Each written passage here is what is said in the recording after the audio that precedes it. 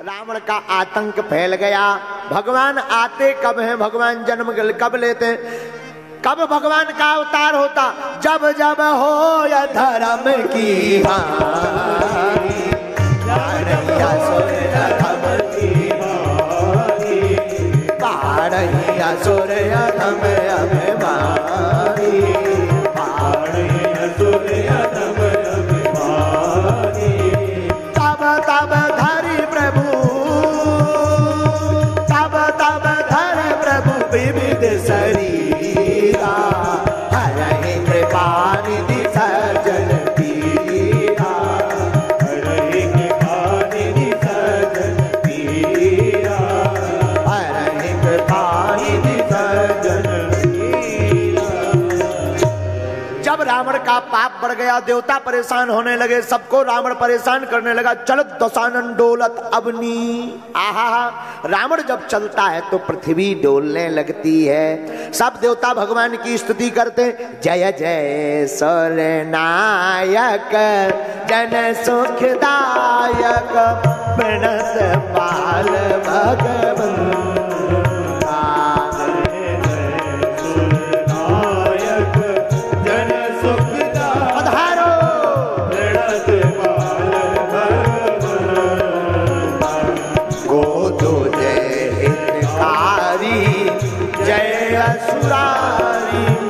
सिंधु सुता प्रिय करता,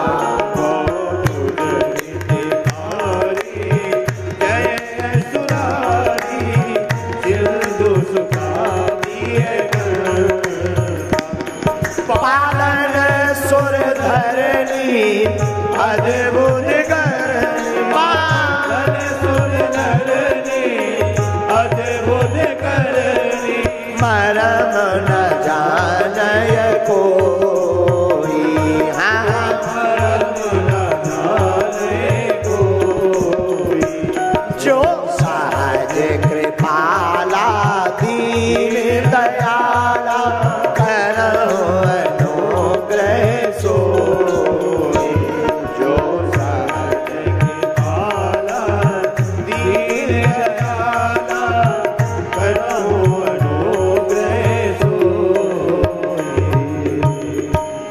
देवता भगवान की स्तुति करते, भगवान प्रकट होते। चिंता मत करो, जाओ तुम सब अयोध्या में जाकर के देवताओं जन्म लो, हम वहां पर अयोध्या में दशरथ जी के घर पर अवतार लेंगे। बोलो रामचंद्र भगवान की जय।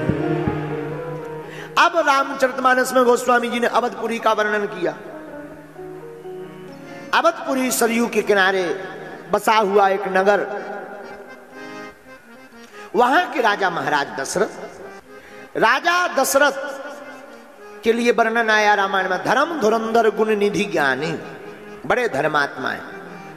लेकिन राजा के मन में एक दिन गिलानी आई, एक बार भूपति मन माही, और भय गिलानी मोरे सुतना। राजा के मन में गलानी आई कि हमारे कोई संतान नहीं है। देखो बहुत अच्छी बात, यहां थोड़ा प्रकाश डाल देते हैं। क्या गुरुजी राजा को मिलते नहीं होंगे? तो क्या मिले नहीं? वहीं रहते हैं गुरुजी वशिष्ठ जी, कितनी बार नहीं मिले, और क्या राजा पहले नहीं बोल सकते? अच्छा ठीक, राजा ना बोले, क्या गुरुजी को यह पता नहीं है कि इनके राजा के कोई संतान नहीं है? क्या गुरुजी ये जानते नहीं है? जानते हैं, लेकिन गुरुजी ने आज तक आशीर्वाद नहीं दिया ना, आज तक आशीर्वाद गुरुजी ने नहीं दिया राजा को। क्यों? क्योंकि गुरुदेव हैं। जब तक राजा मांगने नहीं गए तब तक आशीर्वाद नहीं दिया गुरुदेव ने।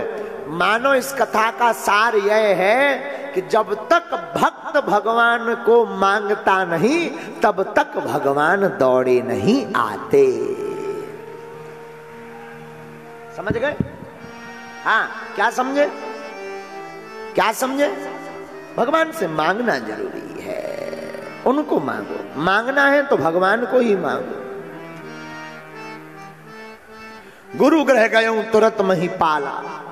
गुरु जी के घर गए, अपना दुख सुनाया वशिष्ठ मुनि को। महाराज चौथापन आ गया, कोई संतान नहीं है। अब बताओ कितनी विचित्र बात। रोज मिलते हैं, रोज कर लेते बात, लेकिन नहीं, अलग गए। मानो इसका अर्थ क्या है? गुरु के पास चलकर जाओ और जाकर अपनी बात बताओ, फिर वहां से आप कभी खाली हाथ नहीं आएंगे। तब गुरुदेव ने कहा, धारा हो धीर हुई है सोते चारी, धारा हो धीर हुई है सोते चारी। आप चिंता मत करो राजन। हे दशरथ जी, आपके घर पर एक एक नहीं, चार चार पुत्र होंगे, जाओ आशीर्वाद। और साधारण नहीं, संसार में तुम्हारा नाम रोशन करेंगे। महाराज कोई उपाय तो नहीं करना, हाँ एक उपाय करना, यज्ञ। महाराज यज्ञ कौन करेगा? श्रृंगी ऋषि वशिष्ठ बुलावा, श्रृंगी ऋषि वशिष्ठ बुलावा, पुत्र काम शुभ यज्ञ करावा, पुत्र काम शुभ यज्ञ करावा। श्रृंगी मुनि को बुलाकर पुत्र कामेष्ठी यज्ञ कराया। अग्निदेव प्रसाद लेकर प्रकट भय खीर का। महाराज दशरथ ने खीर के प्रसाद को पकड़ा। अग्निदेव अंतर ध्यान भय। आहा हा। सब रानियों को बुलाकर राजा दशरथ जी ने उस प्रसाद को बांटा। तो खीर का आधा भाग सबसे पहले कौशल्या मैया को दिया। शेष भाग के 2 भाग किए, उससे 1 भाग राजा ने मां कैकेयी को दिया। शेष बचा 1 भाग, उसके फिर 2 भाग किए और 1 कौशल्या 1 कैकेयी, दोनों के हाथ पर उन दोनों भाग को रखकर सुमित्रा के हाथ पर वह दोनों भाग रखा दिए। मां कैकेयी के हाथ पर जब खीर का भाग रखा तो एक चील मां कैकेयी के हाथ से वह खीर का पात्र लेकर के उड़ गई। कैकेयी जी रोने लगी तो महाराज दशरथ जी ने पुनः कौशल्या के भाग की खीर कैकेयी के हाथ में रखी और वो चील हाथ में अपने पंजों में खीर का पात्र दबाकर दौड़ी दौड़ी जाने लगी। उसी समय वेंकटेश पर्वत पर मां अंजना, माता अंजना सूर्य भगवान की उपासना कर रही थी। पवन का झोंका लगा, चील के हाथ से वो खीर का पात्र छूट गया, माता अंजना के हाथों में आकर गिर गया। भगवान का प्रसाद मानकर माता अंजना ने उस खीर को पा लिया और माता अंजना गर्भवती हो गई और उस खीर के प्रसाद से हनुमान जी महाराज प्रकट हो गए। इसीलिए तो हनुमान जी से राम जी स्वयं अपने मुख से कहते हैं, तुम मम प्रिय भरत सम भाई।